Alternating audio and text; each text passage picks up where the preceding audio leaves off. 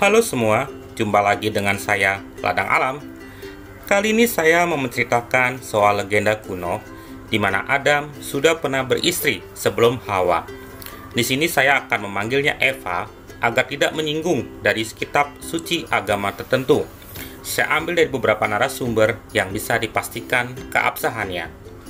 Sebelum saya bercerita, tolong di-subscribe, di-like, dan di-komen ya sahabat, agar saya tetap semangat untuk membuat video-video berikutnya. Dan saya mau disclaimer, jika apa yang saya ungkapkan di video ini adalah hasil penelitian saya sendiri. Saya tidak bermaksud menyudutkan atau menyinggung agama atau aliran tertentu. Apapun yang saya ungkapkan di sini sepenuhnya adalah tanggung jawab saya. Halo teman-teman, di dalam video kedua ini saya akan melanjutkan cerita tentang soal Lilith dalam berbagai budaya di Timur Tengah. Dari mana asal Lilith? Yang pertama, Talmud Yahudi The Alphabet of Sirach tahun 700 sebelum Masehi sampai 1000 sebelum Masehi yang pernah saya ceritakan di minggu lalu. Lilith ternyata eksis di dalam Talmud Yahudi. Salah satunya adalah The Alphabet of Sirach ini. Talmud Yahudi yang muncul pada abad 8 sampai 10 sebelum Masehi. Di dalam International Standard Bible Encyclopedia diakui oleh para peneliti jika kitab ini adalah campuran dari kisah-kisah legenda dan mitos yang tidak sesuai atau tidak sopan. Kisah tentang Lilith berkembang dalam abad pertengahan di dalam aliran mistik Yahudi. Isi Talmud ini sudah saya ringkas di dalam cerita di awal. Di dalam alfabet dikisahkan sebuah kisah Raja Nebukadnezar dari Babilonia mempunyai seorang putra yang sedang sakit dan seorang punggawa bernama Ben Sira yang diperintahkan untuk menyembuhkan putranya. Ben Sira memanggil nama Tuhan dan menuliskan sebuah jimat dengan nama 3 malaikat penyembuh tersebut. Kemudian Ben Sira menceritakan sebuah kisah tentang bagaimana malaikat itu berkeliling dunia untuk menaklukkan roh-roh jahat seperti Lilith yang bisa menyebabkan penyakit dan kematian. Lalu Ben Sira mengutip Alkitab dan menceritakan tentang Adam hingga cerita tersebut menjadi sebuah kisah tersendiri yang tercatat dalam kitab Alfabet Ben Sira yang sudah kita dengar di awal. Yang kedua di dalam kitab Zohar. Zohar berarti kemegahan, adalah sebuah sebutan Ibrani untuk sebuah buku Yahudi kabalistik fundamental yang disusun di Spanyol oleh Moses de Leon yang hidup pada tahun 1250 sampai 1305 Masehi. Menggunakan sumber-sumber kabalis yang lebih tua. Bagi para kabalah, yaitu pengikut aliran mistik abad pertengahan, memberikan alegoris Taurat adalah sakral, di mana Kejadian 1 ayat 27 tertulis, jika Tuhan menciptakan manusia menurut gambarnya. Tuhan menciptakan dia, artinya dia yang tunggal berarti pria. Di dalam kitab Zohar bergeser menjadi kata mereka yang berarti pria dan wanita. Dijelaskan di dalam Talmud tersebut jika Tuhan menciptakan manusia berkelamin ganda, pria dan wanita. Oleh sebab itu, menggunakan kata dia yang tunggal. Di dalam Erubin 18a tertulis, lalu Tuhan membuat manusia tertidur. Tuhan menggergaji manusia sehingga terpisah di antara pria dan wanita. Yang pria dinamai Adam dan yang wanita dinamai Lilith. Jadi, di dalam kitab Zohar, manusia itu adalah makhluk punya 2 seksualitas atau berkelamin ganda. Tapi Tuhan lalu digergaji manusia itu menjadi 2. Yang pria dinamakan Adam, yang wanita dinamakan Lilith. Zohar dalam karya mistik abad 10 menyatakan bahwa Lilith bukan hanya istri Adam, tetapi juga istri dari setan. Karena kecemburuannya kepada Eva, istri Adam berikutnya, Lilith menggoda semua pria keturunan Adam, melahirkan anak-anak roh, dan membawa penyakit. Dia berkeliaran di malam hari dan menyebabkan manusia menjadi najis dengan mengeluarkan benih atau mimpi basah. Tertulis dalam Zohar 19b. Lilith populer pada abad-abad pertengahan karena dipercayai sebagai setan perempuan yang dominan yang dikaitkan dengan Samael sebagai raja setan. Samael juga dikenal pada masa itu karena kisahnya juga terdapat dalam Talmud. Jadi, perkawinan keduanya tak terhindarkan lagi. Lilith menyebabkan nafsu kepada anak manusia dengan menyerap energi anak-anak manusia. Pergaulan bebas dan seks yang tidak sehat disebarkan oleh Lilith. Adam, suami pertamanya, adalah salah satu korban menjadi ayah bagi roh-roh jahat yang dilahirkan oleh Lilith, di mana kekuatan kemurnian Adam diserap saat mereka bersenggama. Bahkan, Lilith pernah menggoda Raja Salomo. Dia datang menyamar sebagai Ratu Seba yang cantik jelita. Tapi ketika Salomo melihat kakinya yang berbulu lebat seperti kaki beruang, Salomo menyadari bahwa dia adalah Seba palsu. Duet maut ini, Lilith dan setan, disalahkan karena dianggap penyebab atas berbagai bencana. Misalkan menyebabkan anggur berubah menjadi cuka, pria menjadi impoten, wanita tidak dapat melahirkan, dan Lilith disalahkan atas hilangnya nyawa bayi. Kehadiran Lilith dan partnernya dianggap sangat nyata saat itu. Perkawinan Lilith dengan Samael atau iblis, yaitu malaikat yang jatuh, membuat persekutuan yang jahat tercatat di dalam Shofar 23b dan 55a yang terdiri dari orang-orang jahat dan lingkungan yang negatif. Salah satu cerita, Tuhan khawatir jika Lilith dan Samael menghasilkan keturunan iblis yang banyak, maka begitu suburnya Lilith yang bisa melahirkan 100 anak per hari, dan anak-anak Samael akan membanjiri seluruh bumi dengan kejahatan. Lalu Tuhan mengutus Mikael untuk mengebiri Samael. Setelah Samael dikebiri, Lilith melakukan kegiatan noktural menggunakan para pria manusia untuk memuaskan hasratnya dan membuat dia hamil. Dua karakteristik utama terlihat dalam legenda tentang Lilith. Lilith sebagai inkarnasi dari nafsu, menyebabkan laki-laki tersesat, dan Lilith sebagai penyihir jahat yang membunuh anak, yang mencekik anak bayi baru lahir yang tak berdaya. Tampaknya Lilith semakin diperkuat karakternya dari sisi destruktif sebagai penyihir. Cerita tersebut biasanya ditemukan di antara cerita rakyat Yahudi. Kembali dengan meniru latar belakang waktu pemunculan Lilith, yaitu awal abad pertengahan, maka bisa dikatakan bahwa Lilith adalah produk kepercayaan dari mistik Yahudi yang dipengaruhi secara kuat oleh kepercayaan tahyul pada masa itu. Sehingga ia di kemudian hari dijuluki sebagai ibu dari segala anak-anak iblis beserta keturunannya sekarang. Yang ketiga, Sumeria kuno. Di dalam manuskrip Sumeria kuno ada penjelasan tentang Lilith sebagai roh yang suka memangsa manusia. Ketika malam hari, Lilith akan merayu laki-laki dan mengajaknya bercinta. Dan setelah itu, Lilith akan membunuhnya. Dan bibit-bibit laki-laki yang ditidurinya Lilith akan mengembangbiakan keturunan dan melahirkan anak-anak roh. Sedangkan bagi kaum wanita yang akan bersalin, jika mereka tidak dilindungi jimat, bayinya akan dimangsa saat masih di dalam kandungan dan mati saat melahirkan, karena Lilith sudah menghisap saripati dari jiwa janin tersebut. Sosok Lilith digambarkan berwujud perempuan berkepala singa dengan rambut penuh ular. Kedua payudaranya menyusui anjing dan babi. Dan di antara kedua kakinya hidup ratusan kalajengking beracun, yaitu bayi-bayi yang dilahirkan dari benih-benih manusia yang ditidurinya. Ia dijuluki sebagai putri surga dan istri dari Raja Iblis yang dikeluarkan dari Taman Eden. Yang keempat, dari Yunani kuno. Kisah Lilith dalam versi Sumeria kuno ini mirip dengan sosok Lamia, yaitu iblis wanita setengah ular yang suka memakan bayi-bayi manusia dalam mitologi Yunani. Diceritakan, Lamia dulunya adalah seorang ratu Libya yang memiliki paras wajah sangat cantik dan tiada bandingnya di muka bumi. Dia merupakan anak perempuan dari Raja Mesir. Namun Lamia menjalin perselingkuhan dengan Zeus dan melahirkan beberapa anak dari hubungan gelapnya tersebut. Suatu hari, Hera, sang istri sah dewa Zeus, mengetahui perihal cinta terlarang itu. Kemudian dia murka besar dan membunuh semua anak-anak Lamia.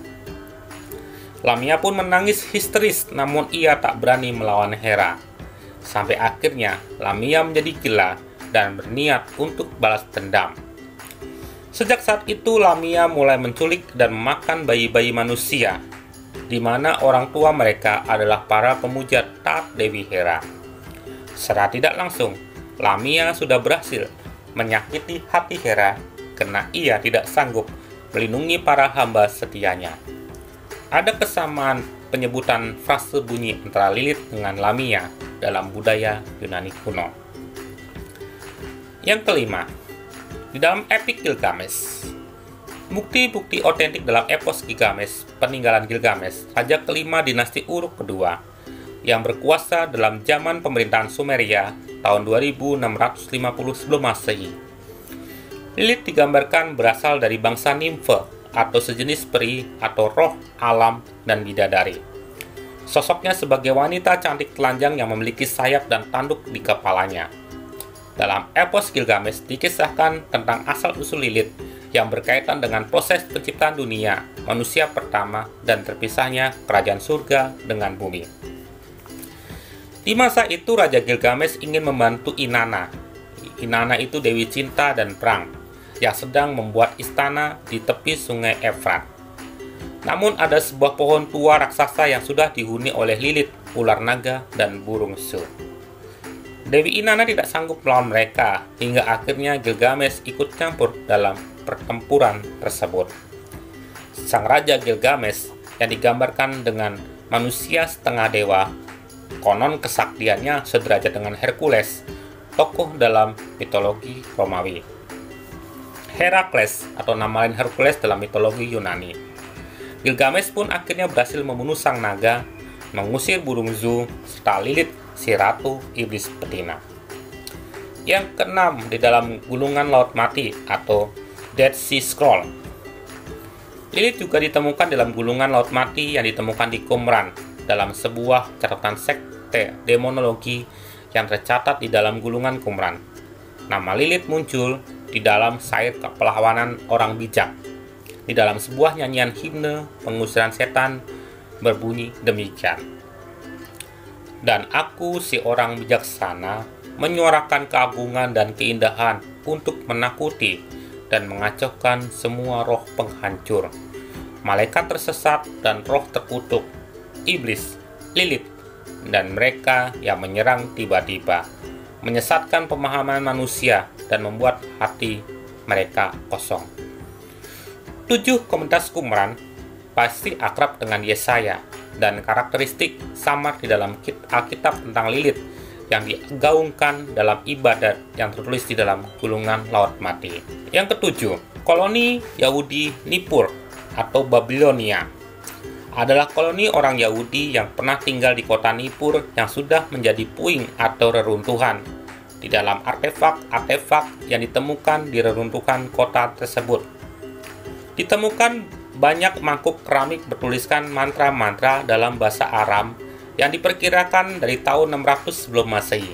Apa yang tertulis di dalam mangkuk-mangkuk itu tersebut menjadi catatan bahwa kisah Lilith hampir dipercayai oleh semua lapisan masyarakat saat itu, dari kaum terpelajar hingga masyarakat kelas bawah. Salah satu keramik yang dipajang di dalam Museum Summit Universitas Harvard tertulis demikian.